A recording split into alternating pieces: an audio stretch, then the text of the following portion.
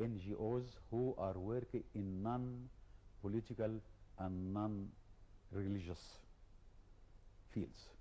Rotary is one of them. Rotary is registered, as I mentioned right now, and what do we ask the people for? Whom do we induct? Whom we accept as members? Those who are willing to and able to help or serve. We call it community service. It is as simple as that. We, as Rotarians, help those who need help. Sometimes people are shy or are timid to ask for their help. We knock the door. We know how to find it. As far as government is concerned, let us be clear about this point. The government, any government, welcomes any organization who helps this government. And this is what they are doing with us. Isn't it a bit strange, Doctor, that while you said your NGOs are working since the 1920s and that they have expanded, poverty has increased in Egypt and street children are outnumbered? I mean, how is that relevant? And what's wrong? Yes, we are not a replacement for the government. We are just subsidizing or aiding or supporting in the areas which is in bad need. We are not making the economic development because we are not a government, we are not the International Monetary Fund or World Bank. We are an NGO, community service organization, helping those who need help within our own means.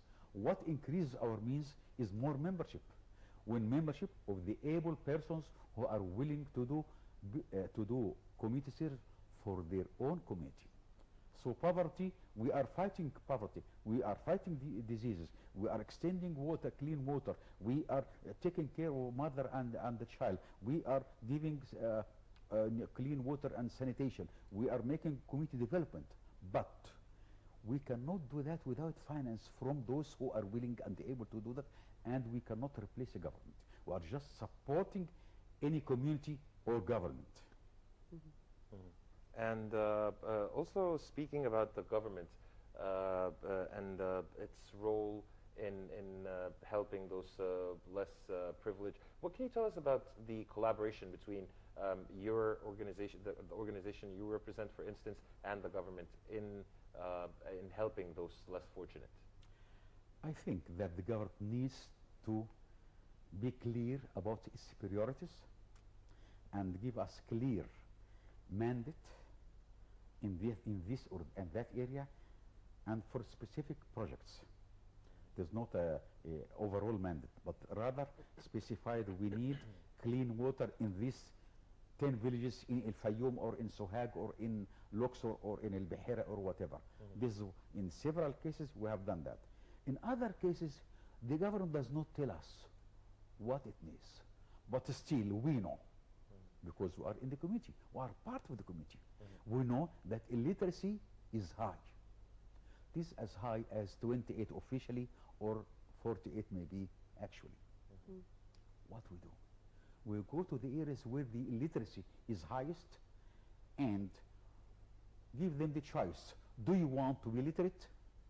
Here is a classroom for you and we pay for that. And in many cases we find, or I have found also, that the women, when you give them the power, empowering them, you change their mindset, you change their attitude to community, you change their attitude to their own family. They are more positive, they have hope. One of them, she was not scarred but veiled in Mbaba. Well, we educate them all. They are Egyptians like us. And it is our duty to do that. One of them said, "Sir, will you help me to have to continue my education, to have preparatory school certificate?" I said, "Well, if you want, we will help you." He said, "Okay, give me your card." I said, "No, I will not give you my card. The club who helped you to reach the stage of primary school, finishing primary school, will help you." And I asked the club president, she was a lady, "Please, this lady wants to continue until she gets preparatory school." She said, "And secondary school?" She said that. She was joyous. So you are changing the mindset of people. This is what we are doing. Changing the mindset, that you think it's going to take a long time? I mean, when you speak of raising awareness to the people, most people here in Egypt, because of the poverty and their lifestyle, the lack of knowledge as well as illiteracy, they don't look into their lives on the long run. I mean, all they care about is finding food and water, but investing in themselves in education, in healthcare, and proper living standards is not really a priority in them. Many organizations have tried to even take children, particularly street children, out of the streets and put them into proper orphanages and teach them some kind of job, and they don't like that. They like to work for their day-to-day budget, for eating and drinking. How do you do that? We faced this problem. We faced it with men, not with women. For women, we just gave them these literacy lessons and give them vocational training for a new vocation. In my case, in our case, in many cases, it was tailoring, for example. We give them lessons, 3 months lessons in tailoring, and at the end of 3 months, we give them a simple sewing machine, electric machine, okay? But a simple electric sewing machine with which they can generate money. We don't give fish to anybody. We just teach them how to catch fish. It is as simple as that. This is what Rotter does. And it has done it skillfully and successfully, and it will continue like that, and you will do more as far if we have more members, and this is what we are going to.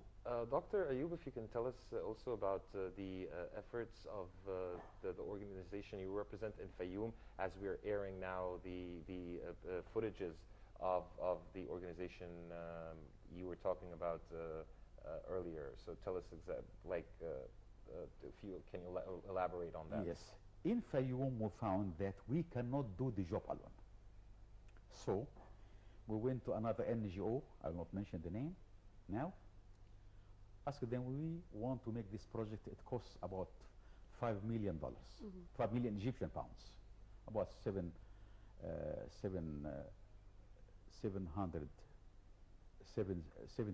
Egyptian pounds, US dollars. 5 million pounds for us was not unaffordable. So we asked them, can you cooperate with us? Yes, they did. So we also cooperate with other NGOs in certain areas. Everyone has his own entity, but we cooperate with them in certain areas for a certain project. This is number one.